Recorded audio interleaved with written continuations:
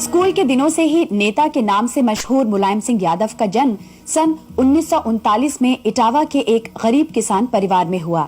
जब वो 7वीं कक्षा में पढ़ते थे तभी उन्हें सोशलिस्ट पार्टी के किसान आंदोलन में जेल जाना पड़ा। बाद में वो डॉक्टर राम मनोहर लोहिया के विचारों से प्रभावित हो समाजवादी बन गए। मुलायम सिंह को बचपन में कुश्ती का भी शौक था। वो 1959 में आगरा मंडल के कुश्ती के चैंपियन बने।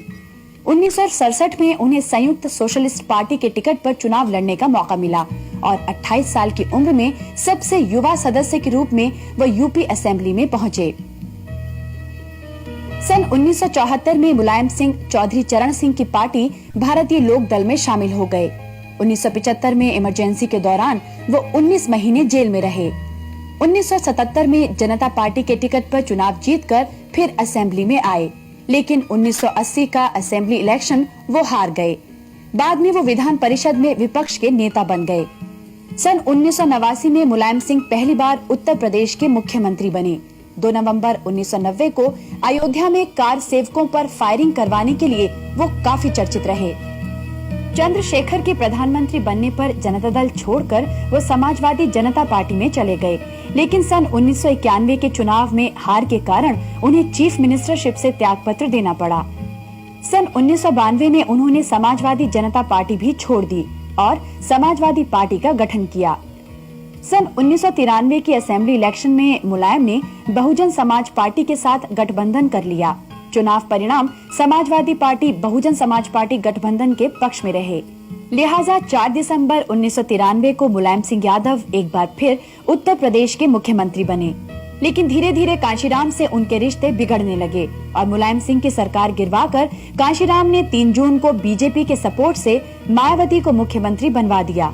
आजकल मुलायम सिंह रैलियां और जनसभाएं करके आने वाले लोकसभा चुनाव की तैयारी में जुट गए हैं। मुलायम सिंह जी सुना आप पहलवान थे और कुश्ती लड़ा करते थे। ये कुश्ती लड़ते लड़ते फिर राजनीति में कहां से आ गए? उस वक्त तो स्वर्गीय नत्थू सिंह विधायक थे। उन्होंने कहा मैंने बहुत नाम सुना है, तुम कुश्ती हमको दिखा दो। तो हम कुश्ती लड़ गए और उनको कुश्ती हमारी पसंद आ गई। उसी दिन से वो हमसे प्रभावित हो गए और आगे चल करके उन्होंने ही अपने मन से मुझसे कहा कि अब मेरी जगह आपको चुनाव लड़ना पड़ेगा। हम चुनाव लड़े, उन्होंने लड़ाया और 1967 में पहली बार हम विधायक बने। आप 8 बार एमएलए एमएलसी रह चुके, अब लखनऊ छोड़कर दिल्ली क्यों नहीं आ जाते नेशनल पॉलिटिक्स में?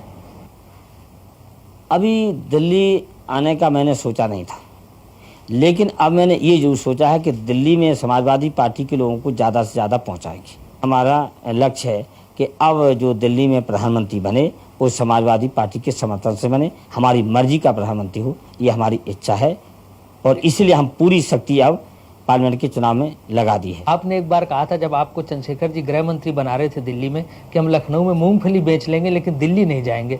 ये सही है, चंद्रशेखर जी ने हमसे कहा था, लेकिन जब चंद्रशेखर जी को हमने समझा दिया कि अभी हमें लखनऊ ही रहने दीजिए तो वो मान गए थे। अच्छा, आप अपनी पार्टी को गरीबों की पार्टी कहते हैं, लेकिन आपका जो दफ्तर है लखनऊ में 5 स्टार होटल जैसा लगता है। अब समाजवाद के माने ये तो नहीं कि गंदगी रखना चाहिए, तो अगर साफ सुथरा बना दिया है दफ्तर तो क्या हम उसमें बैठेंगे? वहाँ तो गरीब ही लोग आएंगे, तो गरीबों को भी कभी कभी अच्छी इमारत अगर मिल जाए तो क्या बुरा है। आप तो कहते हैं कि आपकी सरकार पिछड़ों की सरकार थी, जो जिसमें दलित और पिछड़ों की बात मानी जाती थी, लेकिन आप पर आरोप है कि आपकी सरकार को उद्योगपति संजय डालमिया, राज बब्बर और अमर सिंह चलाते थे। ये पूरी तरह से गलत है। जहाँ तक कि संजय डालमिया का सवाल है, वो हमारी पार्टी के कोषाध्यक्ष भी हैं, राष्ट्रीय पार्टी के, समाजवादी पार्टी के राज्यसभा के सदस्य भी हैं, लेकिन उन्होंने सरकार चलाने में कोई कहीं दखल नहीं दिया। जहाँ तक दूसरा आपने नाम लिया है राज बब्बर का, उन्होंने बेहतर समाजवादी पार्टी को समझा और समाजवादी पार्टी में शामिल हो गए और राज्यसभा के मेंबर भी हैं, तो स्वाभाविक है वो तो हमारी पार्टी के साथियों में से हैं, लेकिन उन्होंने भी इस सरकार में दखलंदाजी का कोई काम नहीं किया। अगर मान भी लिया जाए कि राज बब्बर और संजय डालमिया का इसमें हाथ था तो क्या गलती थी? जब मुलायम सिंह जी की राजनीतिक मुसीबत का वक्त था, जब बड़े बड़े दिग्गज और महारथी उनका साथ नहीं दे रहे थे, संजय डालमिया ने कंधे से कंधे मिला के उनका साथ दिया। राज बब्बर ने उनकी जनसभाओं में और हर जगह उनके साथ राजनीतिक सहयोग और सहकारिता की बात रखी।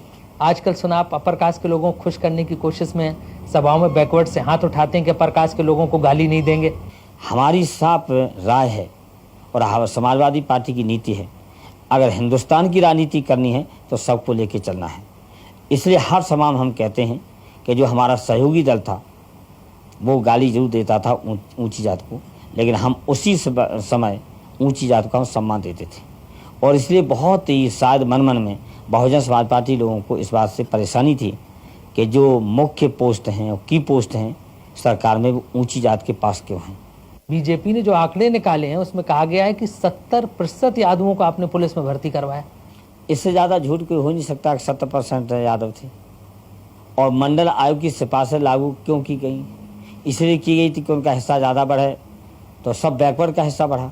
तो जब सब बैकवर्ड का हिस्सा बढ़ा तो हो सकता है कि यादवों की तादाद ज़्यादा बढ़ गई हो। कल्याण सिंह का आरोप है कि बैकवर्ड्स के नाम पर सिर्फ यादवों को नौकरी दी गई। उनको हमेशा झूठ बोलने की आदत है।